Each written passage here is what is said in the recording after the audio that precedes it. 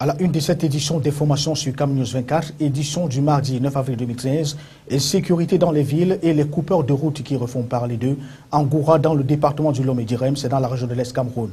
Armés de fusils, ils ont attaqué très tôt ce matin un véhicule qui avait à son bord 7 passagers. Le drame s'est produit au moment même où le ministre de la Défense effectuait ou alors terminait sa visite de travail dans cette partie du pays. Sénatorial 2013, une nouvelle unité de valeurs inscrite au module de campagne. Dans les formations politiques, l'heure est aux concertations et séances de travail restreintes au détriment donc des meetings et caravanes populaires jadis prisées. La nouvelle option de campagne électorale, bien que louable, mettrait donc en mal la communication autour des activités des prétendants au Sénat. L'état des lieux au sein des partis politiques, à 5 jours seulement de la date butoir, c'est à suivre dans ce journal. Bonsoir à tous. Merci de rester sur CAM 24. Merci surtout de nous accorder votre préférence. Ouvrons donc ce journal par la page spéciale consacrée à l'actualité autour du Sénat, la mise en place de la Haute Chambre du Parlement dont la date butoir est annoncée pour le dimanche prochain. Les formations politiques, candidates au scrutin du 14 avril prochain, semblent s'arrimer au contexte électoral de l'heure. L'option de campagne choisie met en relief des concertations restreintes avec l'électorat au détriment des meetings enflammés aux allures de lynchage politique de l'adversaire idéologique. L'absence des têtes de liste et leurs colistiers dans les quartiers généraux pourrait justifier leur présence sur le terrain aux fins de convaincre les grands électeurs de tous bords. Pour cette journée du 9 avril, pas âme qui vivent dans les locaux du RDPC à Bonanjo. Le cliché est le même à l'Institut de formation politique de Bessengue, siège de l'UNDP. Seule l'UDC, formation politique opposée au SDF dans la région de l'Ouest, nous renseigne sur l'état d'esprit du parti. Le moral est là.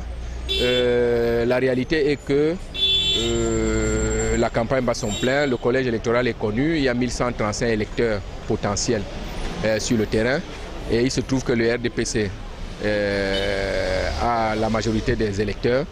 Donc nous nous battons sur le terrain auprès des électeurs. À l'heure qu'il est, on ne peut encore rien dire, mais on sera beaucoup plus fixé, je crois, vendredi ou samedi.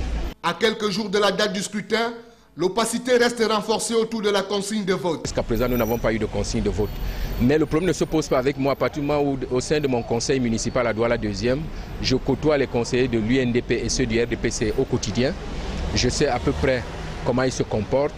Je connais les idéaux des uns et des autres, je connais leurs approches, je connais leurs programmes. En attendant que je sois informé de leur programme, je suis arrivé que ce matin. Je crois que je ne suis pas encore fixé, mais d'ici vendredi, je serai exactement fixé sur le choix que je dois opérer le dimanche.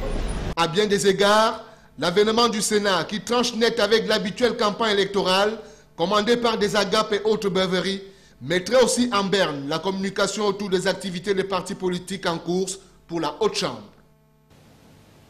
Restons dans le même registre des sénatoriales. À 5 jours donc de l'événement, l'instance en charge de l'organisation de cette toute première consultation électorale indirecte met la dernière main aux préparatifs.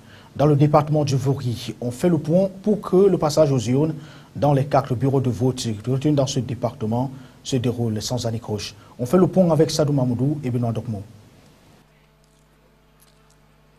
Département du Vouri, en cette période de vérité, due à la course vers le Sénat, les responsables d'Elections Cameroun mettent le pied à l'étrier. Nous avons déjà fait le tour de la question. Nous sommes fin prêts pour dimanche. La distribution des cartes aux grands électeurs également connaît sa vitesse de croisière, comme en témoigne l'ambiance dans les antennes communales. Le retrait se fait dans de très bonnes conditions et pratiquement, quasiment tous les conseils municipaux ont eu à retirer leurs cartes, à l'exception de certains qui ne sont pas encore là. Côté électeur, tout est fin prêt. Même son de cloche chez les candidats ou effigies, profession de foi et autres messages sont servis aux conseillers municipaux, principaux cibles de cette consultation électorale indirecte. Nos électeurs sont déjà en possession de leur carte d'électeur et la campagne a commencé. Au total, les différentes parties prenantes jouent leur partition à s'en tenir aux faits afin que la toute première sénatoriale se déroule sans anicroche la journée du dimanche 14 avril 2013. Dans la région du centre, l'effervescence pour la dernière ligne est plutôt grande. À 4 jours de la clôture de la campagne électorale en vue du premier scrutin sénatorial, les deux partis politiques en lice dans cette partie du pays, le RDPC et le SDF, multiplient chacun les techniques de séduction dans la perspective de conquête du maximum de conseillers municipaux électeurs pour l'échéance de dimanche prochain. Les détails avec Salmon Fouy et Apolline Zobenbon. C'est une véritable course contre la montre à laquelle se livrent les deux formations politiques en compétition dans la région du centre. Ce mardi 9 avril 2013, le RDPC, le Rassemblement démocratique du peuple camerounais, se déploie à Akonolinga, dans l'Union Mfumu. Le mercredi 10 avril, l'équipe régionale de campagne du parti au pouvoir, conduite par l'honorable Jean-Bernard Ndongo Essomba, sera en fou dans la Mefou et à Famba. Jeudi prochain, cette délégation foulera le sol des Eka dans l'Union Ekele. Le Parti des Flammes entend boucler son périple à travers les 10 départements de la région du centre le vendredi 12 avril prochain par une descente dans la localité de Ngoumou, dans la Mefou et à Kono. Au SDF, le Social Democratic Front, c'est également le branle-bas total. Ce mardi 9 avril 2013, les plénipotentiaires du parti de Ninjon Fundi achèvent un séjour de 2 jours dans le département de la Lekié. Ce mercredi, le SDF va se déployer dans la Haute-Sanaga. Jeudi prochain, le principal challenger du RDPC dans la région du centre se lancera à la conquête des grands électeurs d'Union et Fumu. Vendredi, ça sera au tour d'Umbam et Kim de recevoir les équipes de campagne du premier parti de l'opposition qui prévoit boucler ses meetings dans l'Umfundi, samedi 13 avril prochain. Parallèlement, des équipes du Conseil électoral d'Election Cameroun sillonnent la région pour s'y rassurer de l'arrivée effective du matériel de vote dans les 10 départements. La saison des affichages de campagne se poursuit avec des fortunes diverses pour le SDF qui n'est toujours pas le bienvenu dans certaines localités. Les 34 bureaux de vote affectés dans la région du centre sont déjà clairement identifiés par les partis en compétition et les 1817 conseillers municipaux du centre reçoivent régulièrement leur carte d'électeur. Côté administration, près de 5000 observateurs nationaux et internationaux ont déjà reçu leur accréditation au ministère de l'administration territoriale et de la décentralisation. Aussi vrai que pour la première tranche de financement, le RDPC a droit à 40 millions de francs CFA pour ses 8 listes, le SDF 30 millions de francs pour ses 7 listes, l'UNDP 20 millions de francs pour ses 4 listes, l'UDC 5 millions de francs CFA correspondant à sa seule liste dans la région de l'Ouest. Toujours dans la mouvance de cette campagne électorale, la commission communale du Rassemblement démocratique du peuple camerounais de Garoua 2 se déploie sur un terrain bien difficile. Les membres de la dite commission se sont retrouvés autour de leur vice-présidente, Pierrette Ayatou, en l'absence du professeur Omar Bouba, président de la commission empêchée afin de procéder au lancement de la campagne pour le compte de ce parti dans la commune. Principal obstacle, leur déploiement, le collège électoral ici est constitué de 33 conseillers municipaux, tous acquis à l'UNDP, l'Union nationale pour la démocratie et le progrès. Et pendant ce temps, Pierrette Ayatou n'exclut pas la possibilité de grappiller quelquefois parmi ces grands électeurs. Explication Amadou Bello, Binto Akoum.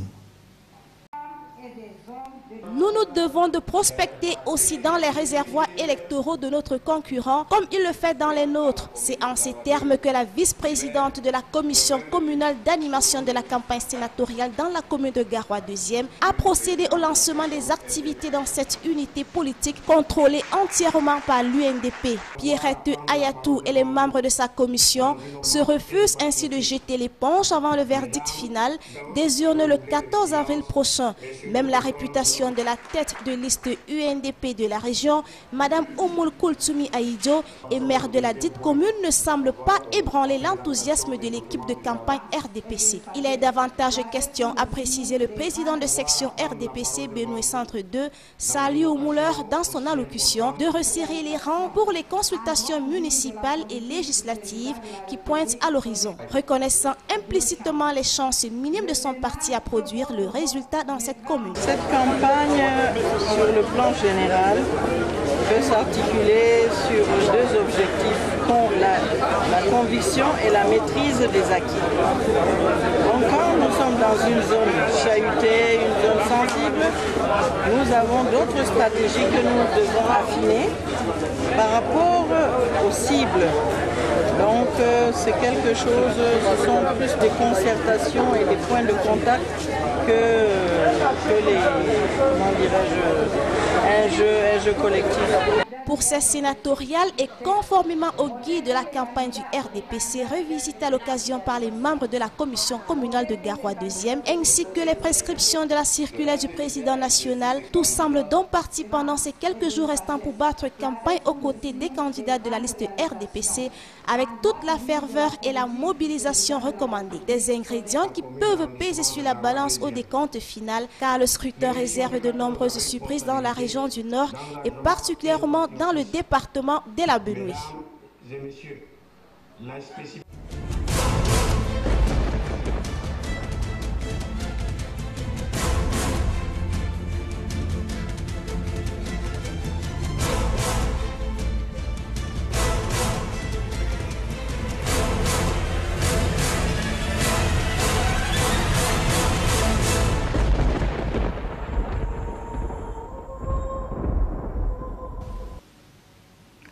Venons donc à présent au reste de l'actualité pour parler de l'insécurité dans les villes frontières, au niveau des frontières du Cameroun, notamment avec la République centrafricaine, avec donc cette insécurité avec les coupeurs de route qui refont parler d'eux dans la région de l'Est Cameroun.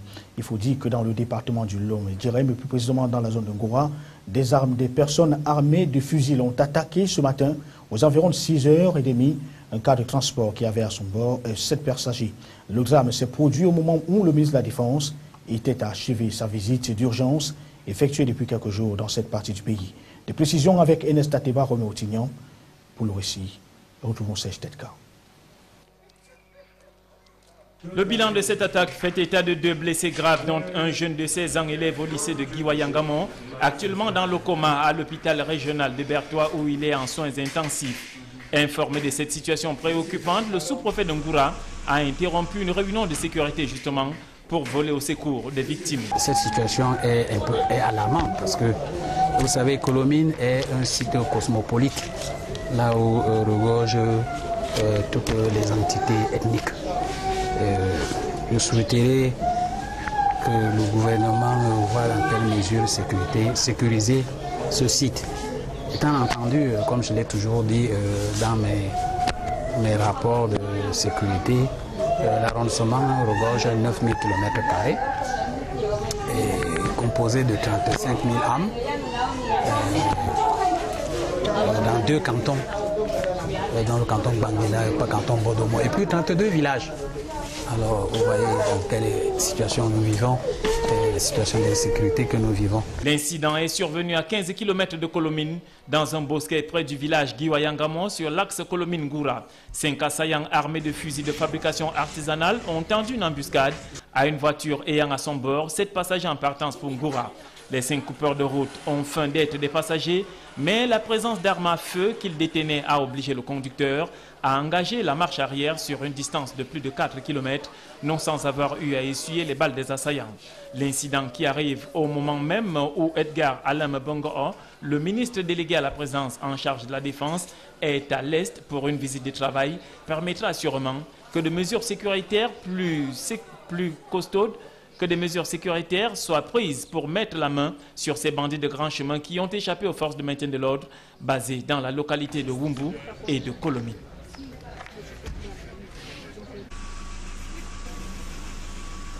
Parlons à présent du braconnage avec cette menace forte qui plane sur les espèces phoniques dans la région du Sud. Une importante quantité de gibier vient d'ailleurs d'être saisie au cours d'un contrôle de routine. Le délégué départemental des forêts de la faune pour le département de l'Anvina, maître d'œuvre de cette opération, entend d'ailleurs la poursuivre tant que l'incivisme continuera à régner dans ce secteur. Ainsi, il appelle à la responsabilité de Monsieur Tout-le-Monde. Reportage Louis de Gonzaga à Kanjmanda, Divinapi pour le récit. La prise a eu lieu à une heure tardive de la nuit à la barrière mixte de Mvam et Sakoé, située à 3 km de la ville de Belova. Le butin saisi par les éléments de Francis Durand-Na, délégué départemental des forêts et de la faune de la villa, était constitué d'une 50aine d'espèces protégées. Cette nuit aux environs de minuit, un cas de Elegancia du Noun a été appréhendé par une patrouille mixte composée des éléments de la gendarmerie, de la police et des forêts. Lors de la fouille, comme ça se passe de manière régulière, on s'est aperçu qu'il y avait un colis suspect. La cargaison comptait une douzaine de tortues vivantes, 17 pangolins, une dizaine de varans, des porcs-épics, des chats-tigres et de nombreux hérissons. Le propriétaire ainsi pris ne s'est guère présenté par crainte de représailles. C'est la deuxième fois que la même agence, Elegancia du Noun, transporte des produits légalement exploités. Donc il serait de bonne méthode que ces gens soient sensibilisés et qu'ils nous aident à assurer la gestion durable des ressources fauniques et forestières. Il faut dire que ce trafic, qui a pris une envergure particulière ces derniers temps, décime dangereusement les espèces fauniques interdites qui constituent un trésor appréciable de l'écosystème forestier du département de la Villa. D'où la nécessité d'une implication de tous dans la perspective d'une gestion durable des produits forestiers et fauniques. Francis Durand-Na reste d'ailleurs très déterminé à poursuivre cette lutte tant que l'incivisme fera parler de lui dans ce secteur. Venons-en à présent à la reconnaissance et la nation camerounaise qui honore l'un de ses valeureux fils, Issa Yatou, récemment réélu à la présidence de la Confédération africaine de football pour un 7e mandat de 7 ans, a été élevé au grade de commandeur de l'ordre national de la valeur ce 9 avril 2013 par le ministre des Sports et de l'Éducation civique et de l'Éducation physique sur décision du président de la République qui a ordonné cette cérémonie. La dite cérémonie est d'ailleurs très courue par les populations et eu lieu dans un hôtel du sud de la capitale politique du pays. Les détails avec Jean-Pierre Bitongo Donada Nouzoa. C'était un moment d'intense et vive émotion. Le groupe Fada Kautal, invité pour égayer l'assistance, a joué sa partition en y mettant sons et couleurs.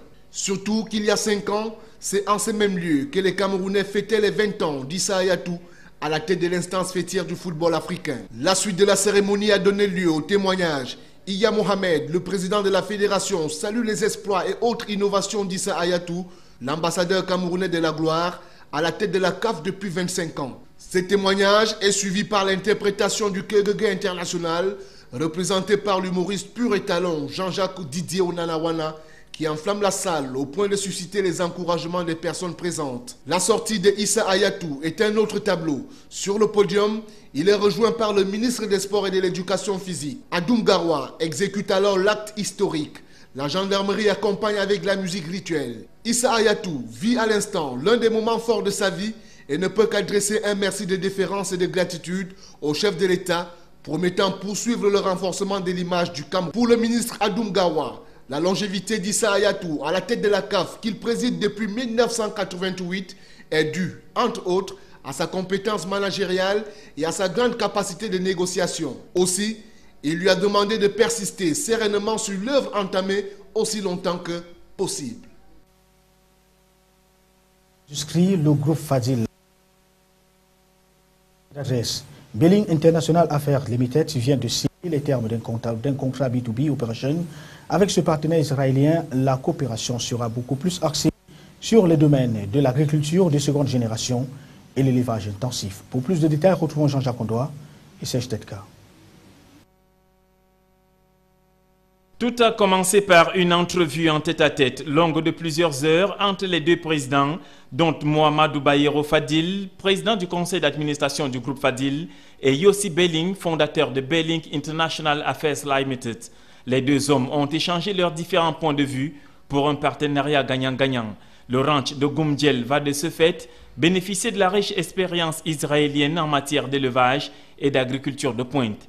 Après ce partage fructueux très prometteur, son Excellence Yossi Belling a eu droit à un tour du propriétaire dans les locaux de EMG, Équateur Media Group, sous la conduite de Bayero Fadil. C'est visiblement satisfait que le visiteur israélien a pris congé de son hôte, tout aussi heureux de ce nouveau partenariat. À l'étranger, dans cette édition des formations sur Camnews 24, on va au Royaume-Uni où le pays se prépare à rendre un dernier hommage à Margaret Thatcher. Corée, la palabre des deux Corées, quant à elle, se poursuit. Pyongyang appelle les étrangers à quitter la Corée du Sud et le Japon organise déjà sa défense. Et puis sur le continent africain, le Mali, le premier retrait des troupes françaises, 3 mois après, c'est déjà fait. Et puis la mouture de l'actualité. Le Royaume-Uni se prépare à rendre un dernier hommage à Margaret Thatcher, l'une des personnalités les plus controversées du pays. La dépouille de l'ex-premier ministre britannique a quitté l'hôtel Ritz la nuit dernière. Ses funérailles auront lieu le 17 avril. La reine a d'ores et déjà annoncé qu'elle y assisterait. L'escalade de la tension dans la péninsule coréenne continue. Pyongyang appelle les étrangers présents sur le territoire sud-coréen à partir. Le Japon de son côté organise sa défense et installe des missiles patriotes au centre de Tokyo. La France n'envisage pas pour le moment d'évacuer ses 2000 ressortissants. 3 mois après le début de l'intervention militaire au Mali, le retrait des troupes françaises a commencé. D'autres unités devraient quitter le pays dans les semaines qui viennent. 2000 militaires devraient être encore présents en juillet contre 4000 actuellement, selon le président François Hollande. Après un long débat, l'Assemblée nationale va voter mardi le projet de loi sur l'emploi. L'occasion pour les organisations syndicales opposées au texte de descendre dans la rue. Selon les syndicats, le texte sécurise les licenciements et non pas l'emploi. Appréciés pour leur confort et la gentillesse de leurs chauffeurs, les taxis londoniens seraient également conduits par de véritables cerveaux aux capacités de mémorisation exceptionnelles. Point de GPS ou de plan à bord des Black Cabs de la capitale anglaise, les chauffeurs connaissent la ville par cœur. Sur Camnews 24, l'information est en continu. Je vous suggère de rester scotché devant votre téléviseur, car après la revue de la presse, l'information telle que livrée par les tabloïds, j'aurai le plaisir de vous retrouver dans le cadre d'une édition spéciale de conversation. Je reçois donc des invités du MAC qui vont parler avec moi des questions de partenariat, d'affaires. Il s'agit du groupe Fadil et le groupe Belink qui ont donc signé un accord de partenariat ce jour dans ces mêmes locaux du groupe Fadil. Mesdames, Messieurs, merci de rester en compagnie de nos programmes qui se poursuivent. Bonsoir.